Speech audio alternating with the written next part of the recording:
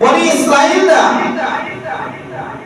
তারা যখন ওই জামানার কাফের বেঈমান মুসলমানের দুশমন ফিরাউন মুসলমানদেরকে নির্বংশ করে ফেলবে, মুসা আলাইহিস সালাম সহ তার জাতিকে ধ্বংস করে ফেলবে, এই পায়তারা যখন শুরু করলেন আল্লাহর হুকুমে নির্দেশে মুসা আলাইহিস সালাম যেমন আল্লাহর নির্দেশে মুহাম্মদ রাসূলুল্লাহ হিজরত করে মক্কা থেকে মদিনায় গিয়েছেন, তার সাহাবীরা মদিনায় গিয়েছেন হিজরত করে, তদরূপভাবে মুসা আলাইহিস সালাম এবং তার অনুসারী বনি ইসরাঈলরা সকলে ফিরাউনের হাত থেকে মুক্তি পাওয়ার জন্য আল্লাহর নির্দেশে সেই দেশকে ছেড়ে তারা অন্য জায়গায় যাওয়ার জন্য তারা তৈয়ার হয়ে গেছে, তারা রওনা দিয়েছে। চলতে চলতে সামনে বিশাল নদী বেজে গেছে। এখন এই সাগর কেমনে তারা পার করবে, কিভাবে তারা পার হবে?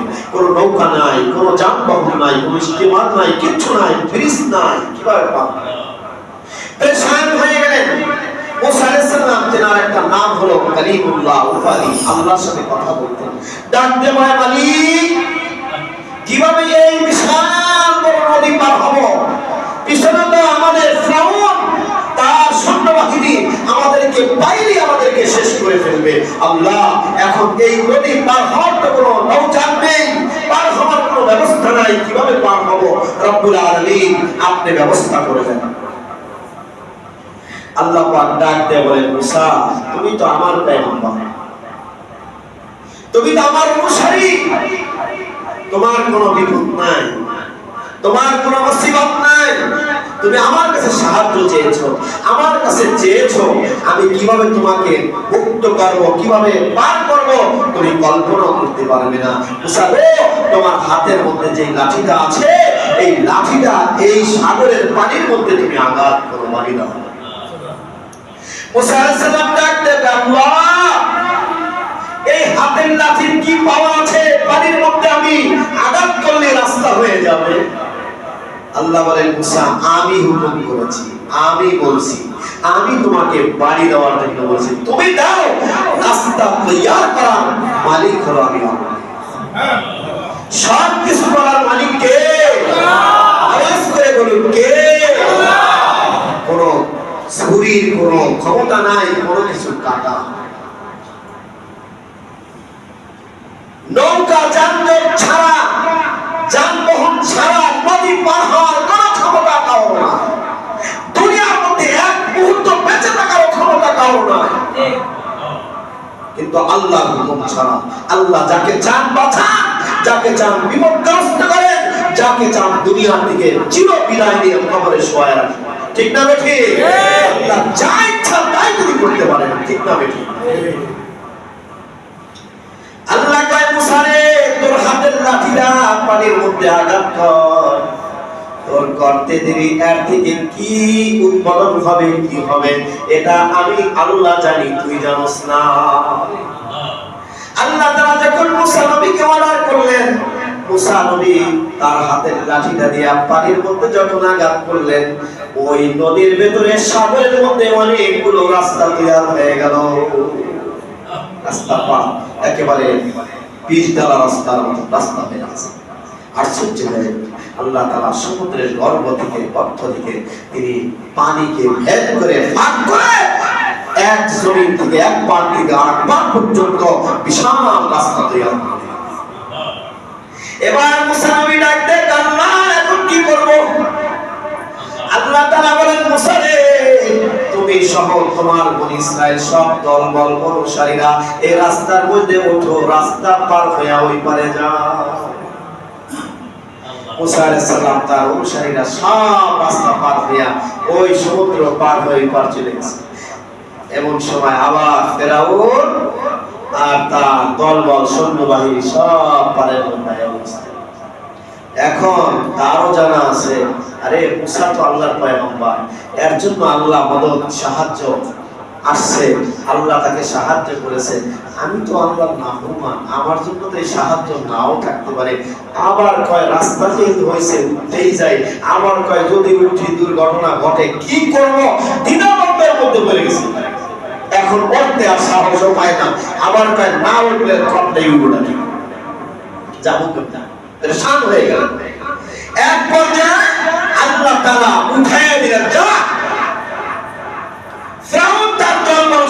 বাহিনী সব নদীর মধ্যে চলে গেছে, রাস্তা পার হইতেছে। যখন সাগরের মাঝখানে চলে গেছে, এমন সময় আল্লাহ তাআলা জিবরাইলকে ডাক দেন, জিবরাইল আর কেন দেরি, সব তো মরছে, এইবার আর দেরি করিস না, তাড়াতাড়ি করে আমার নির্দেশ মোতাবেক এই সাগরের রাস্তাগুলো আগের মতন সাগরের তলে ডুবাইয়া দে। আল্লাহ বলতে দেরি, ইন্নামা আমরুহু ইযা আরাদা শাইআন আইয়াকুলা লাহু কুন ফায়াকুন। বলতে দেরি হয় না, দেরি নাই। সমুদ্রের পিল দেওয়া রাস্তা যতগুলো হয়েছিল সব সমুদ্রের তলে নিমজ্জিত হয়ে গেছে। এখন রাস্তা আগে ছিল, এটাই বুঝাই যায়, ঠিক না? ঠিক সব এখন রাস্তা গেলে ওটা কি করবে? ডুববে না, বেঁচে থাকবে। সব বিপদে গেছে। ফেরাউন লম্বা মানুষ ছিল 120 হাত 60 গজ, 60 গজ 120 হাত লম্বা। চিন্তা করছি কয় তালার সমান। এখন তো ডুবতেছে ডুবতেছে, এই বন্ধ হয়ে গেছে। এখন কি করবে? কয় আল্লাহ আমি জানি মুসারে যেমনি তুমি পার করছো, আমার তুমি করবা না। এরপর পিছনের সব ভুলের জন্য তোমার কাছে মাপ চাইতেছি, কথাটা বলতেছে। এমন সময় আবার আল্লাহ মুসা তোমার উপরে ঈমান আনছে, আমিও তোমার উপরে ঈমান আনবো। এমন কথা যখনই বলা শুরু করছে, হযরত জিবরাইল আর দেরি করিস না, ওর মুখের মধ্যে মাটি সমুদ্রের থেকে কাদা মাইরা ঢুকায়া দে, টিপা দিয়ে দে। ওই জন্য এই কথা না বলে, কারণ এই কথা বললে তো আমি তার উপরে, আমি এত নরম, আমি এত দয়ালু, আমি ক্ষমাশীল, আমি তোরে মাফ করে দেব। তাড়াতাড়ি বলতে দিস না, মুখের মধ্যে মাটি লাগাই আর বলতে না। আল্লাহ তাআলা সমুদ্রের মধ্যে চুবাইয়া ফেরাউন আর তার সৈন্যবাহিনী সবগুলো চুবাইয়া মারছে, ঠিক না? এবার মদিনার ইহুদিরা ডাক বলে, ও নবীর সাহাবীরা শুনে রাখো, আমরা মুসা নবীর অনুসারী। ওই দিনের স্মৃতিটা ধরে রাখার জন্য আমাদেরকে আল্লাহ এত বড় বিপদ থেকে বাঁচাইলেন, মুসিবত থেকে বাঁচাইলেন। আল্লাহর শুকর আদায় করা লাগে না, এই জন্য ওই দিনকে ফলো করে আমরা এই দিন রোজা রাখি, আল্লাহর শুকর আদায় করি রোজার মধ্যে। এবার আল্লাহর পয়গম্বর যখন এই কথাগুলো শুনলেন, আল্লাহর পয়গম্বর বলেন, নাহনু আহাক্কু বিমূসা মিনকুম ফাসামাহু ওয়া আমারা বিসিয়ামিহি। কারণ মুসা তো আমার ভাই, আমার জাতি ভাই, মুসলিম ভাই, হকপন্থী, ঠিক না? ঠিক বলে ওদের থেকে আমাদের কি অধিকার বেশি? ওদের থেকে মুসার প্রতি মহব্বত, দরদ, ভালোবাসা আমাদের বেশি। কারণ যখন আল্লাহ নবী দুনিয়ার মধ্যে আসলেন, যত নবীরা দুনিয়ার মধ্যে আসছিল, যত নবীর উম্মতরা দুনিয়ার মধ্যে আছে, তারা আখির নবীর উম্মত হওয়ার জন্য আল্লাহ তাআলা অর্ডার করে দিয়েছেন। আর কোন নবীর উম্মত দুনিয়ায় থাকা যাবে না, আর কোন নবীকে ফলো করা যাবে না, মানা যাবে না, তাদের হুকুম মানা যাবে না, তাদের কিতাব মোতাবেক চলা যাবে না, তাদের আইন মোতাবেক চলা যাবে না। এখন আইন চলবে একমাত্র আল্লাহ এবং আল্লাহর রাসূল সাল্লাল্লাহু আলাইহি ওয়াসাল্লামের কিতাবে। এখন আইন হলো আখির নবীর আইন। আখির নবীকে আল্লাহ যে অর্ডার করেছেন, আখির নবীর উম্মত কিয়ামত পর্যন্ত আল্লাহর সকল রাসূলের সুন্নাত মোতাবেক চলতে হবে, কোন নবীর আমল চলবে না, ঠিক না? ঠিক। এখন যদি কেউ বলে আমি ঈসা নবীকে মানি, কেউ যদি বলে আমি মুসা নবীকে মানি, কেউ যদি বলে আমি ইব্রাহিম নবীকে মানি, বলবেন না, এই মানাটা ভুল। এখন মানতে হবে মুহাম্মদুর রাসূলুল্লাহ সাল্লাল্লাহু আলাইহি ওয়াসাল্লামকে, ঠিক না? ঠিক। কোন নবীকে মানা হবে না। যেহেতু মুহাম্মদুর রাসূলুল্লাহ এসেছে, সব নবীর সব আমল মনসুখ হয়ে গেছে, এখন শুধু আইন চলবে রাসূলের। আল্লাহ রাসূল বললেন, সাহাবায়ে কেরাম শোনো, তোমরা কাজ করো, আগামী বছর থেকে তোমরা দুইটা রোজা রাখবে। আমরা ইহুদিদের আমল করব না, আমরা খ্রিস্টানদের আমল করব না, আমরা বিজাতিদের আমল করব না, আমরা আল্লাহ এবং আল্লাহর রাসূলের হুকুম মোতাবেক চলব, ঠিক না? বেটি যেহেতু মুসা আলাইহিস সালামের অনুসারী আমরা বেশি, আমাদের জাতি ভাই হকপন্থী, তারা যেহেতু একটা রোজা রাখে, তাদের আমলের সাথে আমাদের আমল মিলবে না। তোমরা আগামী বছর থেকে 2টা রোজা রাখবা, আমিও রাখবো। সুবহানাল্লাহ। মেরে ভাই দোস্ত বুজুর্গ, এই রোজা রাখলে কি লাভ? আল্লাহ রাসূল সাল্লাল্লাহু আলাইহি ওয়াসাল্লাম বলেন, সিয়ামু ইয়াউমি আশুরা ইন্নী আহতাসিবু আলাল্লাহ আইয়ুকাফিরা as-সানাতা আল্লাতী ক্বাবলাহু। যদি কেউ আশুরার রোজাটা রাখে, মুহররমের 10 তারিখ আগে পরে মিলায়া 9 বা 11, 10 তারিখের আগে পরে মিলায়া 2টা রোজা রাখে, রাসূলুল্লাহ সাল্লাল্লাহু আলাইহি ওয়াসাল্লাম বলেন, পিছনের 1 বছরের গুনাহ আল্লাহ তাআলা মাফ করে দিবে। সুবহানাল্লাহ। যদি আমি মুহররমের রোজা রাখতে পারি, তাহলে আল্লাহ তাআলা আমার পিছনের 1 বছরের গুনাহ আল্লাহ মাফ করে দিবে। সুবহানাল্লাহ। রাখবনি আমরা ইনশাআল্লাহ। এখন কোন দিন হয়? আগামী বুধবার মনে হয় 10ই মুহররম। তাহলে আগে একটা পরে একটা, মঙ্গল আর বুধ বা বুধ বা বিশ্ব, 2টা রোজা আমরা রাখবো ইনশাআল্লাহ। আল্লাহ রাসূল লিখেছেন, সাহাবায়ে কেরাম লিখেছেন, আমাদেরকে রাখার জন্য বলেছেন, যারা রাখবে 1 বছরের গুনাহ আল্লাহ মাফ করে দিবেন। সুবহানাল্লাহ। এরপরে এই দিনের বরকত হিসাবে আরেকটা আমল আছে, হাদিসের মধ্যে আছে। আল্লাহ রাসূল সাল্লাল্লাহু আলাইহি ওয়াসাল্লাম বলেন, ওয়াসা আলা ইয়ালিহি ওয়া আহলিহি ইয়াওমা আশুরা ওয়া সাল্লাল্লাহু আলাইহি সাআইর সালাতিহি।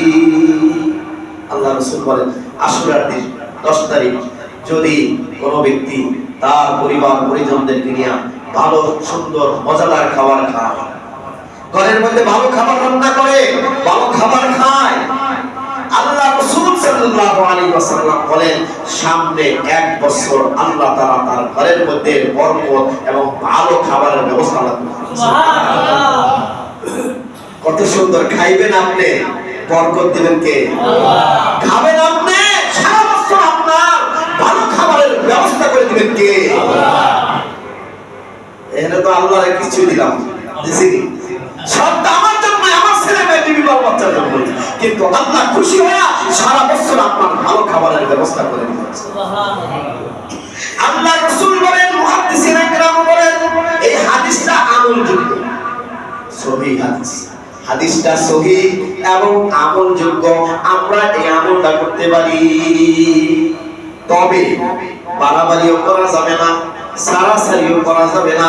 না, যেহেতু রাসূল বলেন, ধার কর্জ কইরা যেমনে পারি পোলাও, কোরমা, রোস্ট, যত প্রকারের ভালো ভালো খাবার আছে সবগুলো আমি তৈয়ার করব।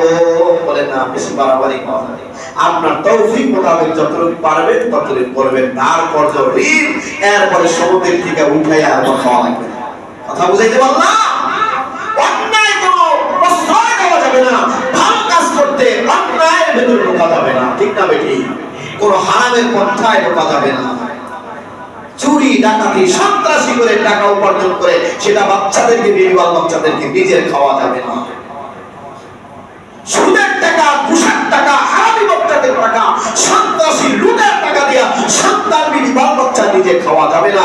যদি করেন, রাসূলুল্লাহ সাল্লাল্লাহু আলাইহি ওয়াসাল্লাম বলেন, এক ফোঁটা রক্ত হারাম খেয়ে আপনার শরীরের মধ্যে সঞ্চয় করেছেন। রাসূলুল্লাহ সাল্লাল্লাহু আলাইহি ওয়াসাল্লাম বলেন, লা ইয়াদখুলুল জাসাদা লা ইয়াদখুলুল জান্নাতু জাসাদুন কুযিয়া বিহারাম।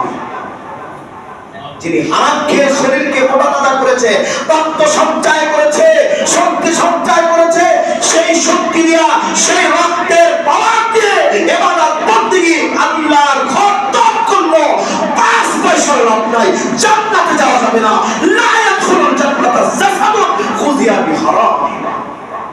আল্লাহর জাহান্নাম ছাড়া উপায় না। চিন্তা বিক্রি করেন, শাক দিয়ে ভাত খাবো, আলু ভর্তা দিয়ে খাবো, ডাল দিয়ে খাবো, আমার পোলাও করবার দরকার নাই। যদি অর্থ লাগে খাবো, তাহলে হারাম পন্থা উপার্জন করে আমি খাবো। ঠিক না ঠিক? পারবে কি? এই কথা কইলেই হুজুররা বল না, সুদের কথা কয়কা, ঘুষের কথা কয়কা, অন্যায়ের কথা কেন বলে, পর্দার কথা কেন বলে? তাহলে এই মুসল্লি খুলনা যায়, কয় হুজুরে আমারই কইছে, তোমারই কইছে। এটা আমি আল্লাহর হুকুম বাস্তবায়ন করার জন্য বলেছি। তুমি মানবা না মানবা তোমার ইচ্ছা, ঠিক না নাকি? হুজুরের উপর চাপ দাও করো, মসজিদ বর্জন করো করো, আল্লাহর হুকুম মোতাবেক কথা বলতেছি, কোরআন সুন্নাহ মোতাবেক কথা বলতেছি। তোমার ভালো লাগলে করো না, না লাগলে না করো না। হুজুরের তো সতর্ক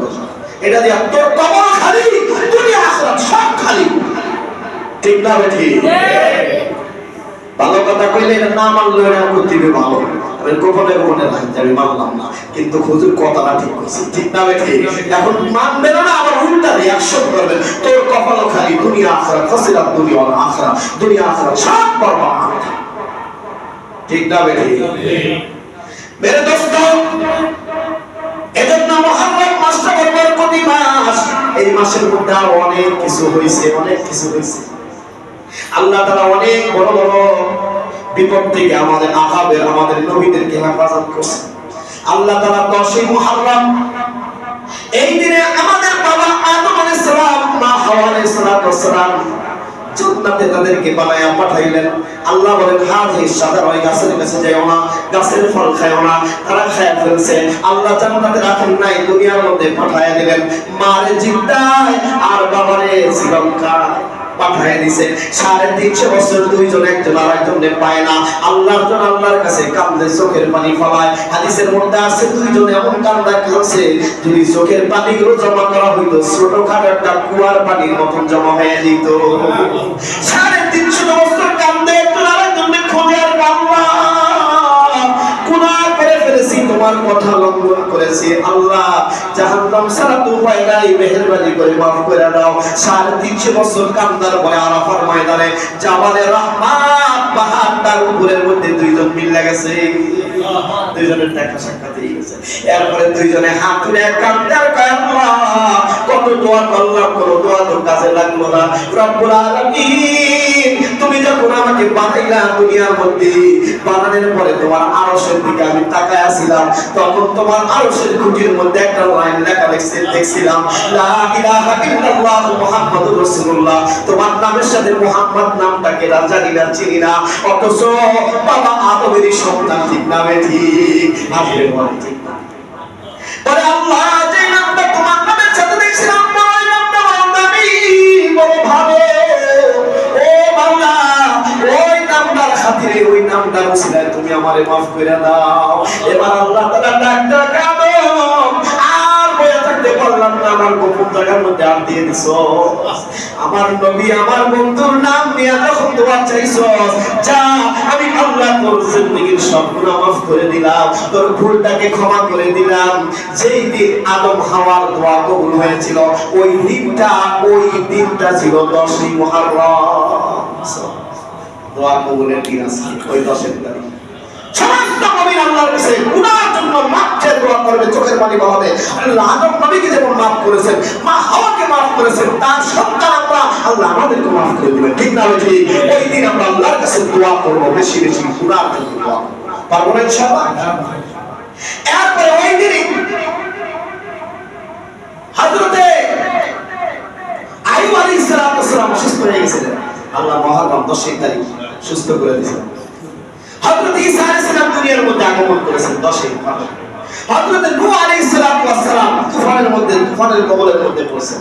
40 দিন পর আল্লাহ তাআলা সুদি পর্বতে তার নৌকাকে ঢাকায় দিয়েছিলেন, যেই দিন সেই দিনটা হলো এরকম ভাবে অনেক ঘটনা ঘটেছে 10 মুহররম। কিন্তু শুধু কারবালার প্রান্তে হুসাইন রাদিয়াল্লাহু তাআলা আনহু শাহাদাত বরণ করেছে, এটাকে কেন্দ্র করে 10 মুহররমের ফজিলত পারে নাই, বরং আদম আলাইহিস সালাম থেকে নিয়ে আখির নবী তার পর্যন্ত এই দিনের বরাকাত আছে, ঠিক না বেঠি? এজন্য যেহেতু এত বড় মর্মান্তিক ঘটনা ঘটেছে, এই ঘটনা শোনার পর আমরা বেশি বেশি ইন্না লিল্লাহি ওয়া ইন্না ইলাইহি রাজিউন করতে পারি, তার জন্য আমরা দোয়া করতে পারি। কিন্তু সেই দিনকে লক্ষ্য করে উদ্দেশ্য করে তাজিয়া মিছিল বের করব, শরবত পান করব, হায় হোসেন করে নিজের রক্তকে জমিনের মধ্যে ঝরাবো। এই রক্তের মালিককে, রক্ত আল্লাহ দিয়েছেন, এই শক্তির মালিককে আল্লাহ। তোমাকে তো অপচয় করার জন্য অধিকার দেয় নাই, ক্ষমতা দেয় নাই, তবে কি রাস্তার মধ্যে তুমি হায় হোসেন করে মাতাম করবা, বেহুশ হয়ে যাবা, পাগল হয়ে যাবা, উলঙ্গ হয়ে যাবা, এটা অধিকার তো আল্লাহ তাআলা দেয় না। কোরআন এবং সুন্নাহ যা আছে সেটাই আমার করতে হবে, অতিরিক্ত কিছু করা যাবে না। তাহলে আমি রোজা রাখতে পারি, আমি আল্লাহর কাছে ইস্তিগফার করে দোয়া করতে পারি, আমি আল্লাহর কাছে মাফ চাইতে পারি, আমি এই দিনে আমল করতে পারি, ইবাদত বন্দেগী করতে পারি, দান খায়রাত করতে পারি। এটা হলো শিক্ষা, ঠিক না বেঠি? আমি এই দিনের এই আমল করব ইনশাআল্লাহ।